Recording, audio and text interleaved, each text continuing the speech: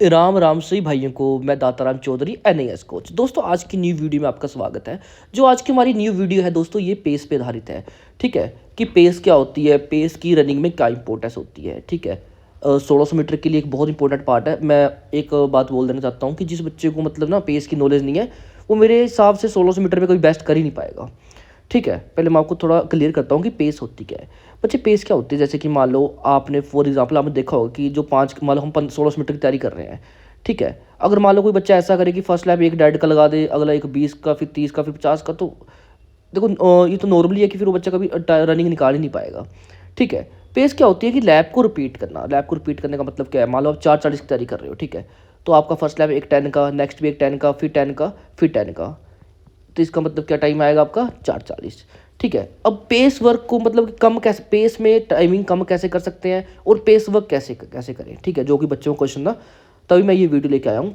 ठीक है दोस्तों, पेस वर्क में आपने क्या करना है, मान लो नॉर्मली आप वीक में 2 बार पेस वर्कआउट कर सकते हो।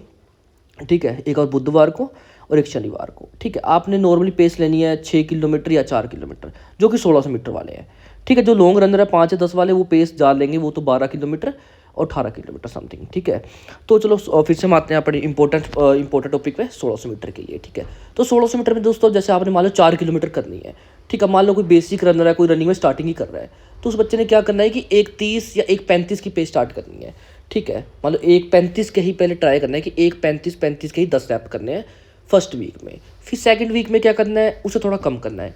1:35 से मान लो फिर आपने 132 कर लिया, 131 कर लिया। ठीक है, फिर से 1-2 वीक का गैप लिया, फिर से पेस को कम किया, फिर एक 28 की, फिर 27 की, फिर और डाउन लेके आए, फिर 122, 121। ठीक है, अब देखो आप नॉर्मली हिसाब लगाओ, मान लो आप 4 किलोमीटर कर रहे हो और आप पर लैप एक 20 एक 25 लगा रहे हो, तो ठीक है, तो मतलब नॉर्मली बात है कि जब आप 1600 मीटर लगाओगे तो बेस्ट ही लगेगी। ठीक है, क्योंकि बच्चे जो 1600 मीटर में सारा काम होता है, काम ही पेस का है। जैसे कि आप देख सकते होंगे हमारे स्टूडेंट पेस वर्क कर रहे हैं, इन्होंने इस टाइम ये भी 4 किलोमीटर कर रहे हैं, ये भी कर रहे हैं एक 20 एक 19 की पेस से। ठीक है, जो हमारी रनर है सारे 4:20 4:25 की लगा देते हैं 1600 मीटर। ठीक है दोस्तों, तो दोस्तों बताता हूँ कि जो पेस है एक बहुत इंपॉर्टेंट पार्ट है 1600 मीटर का। ठीक है दोस्तों, तो आपने क्या करना है, जिसको मान लो अगर आप पेस को डेली आपने हर वीक पेस में थोड़ा सा चेंज करना है। मान लो आपने फिर से समझाता हूँ ढंग से कि जैसे मान लो आपने फर्स्ट वीक 135 की, फिर नेक्स्ट वीक 134, 33, 32, कुछ ना कुछ सेकंड कम करने ही करने हैं। ठीक है, इससे क्या होगा कि आपकी जो 1600 मीटर की टाइमिंग है वो भी इंप्रूव होगी।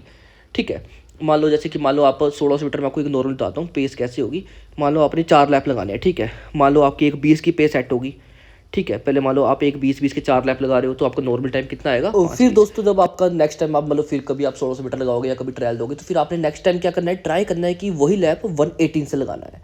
ठीक है, फिर नेक्स्ट वीक या 1 मंथ के बाद देखो अब ऐसा है कि टाइमिंग एकदम तो नहीं टूटेगी दोस्तों। ठीक है, पेस वर्क करोगे, पेस वर्क से इंप्रूव बड़ी जल्दी होंगे।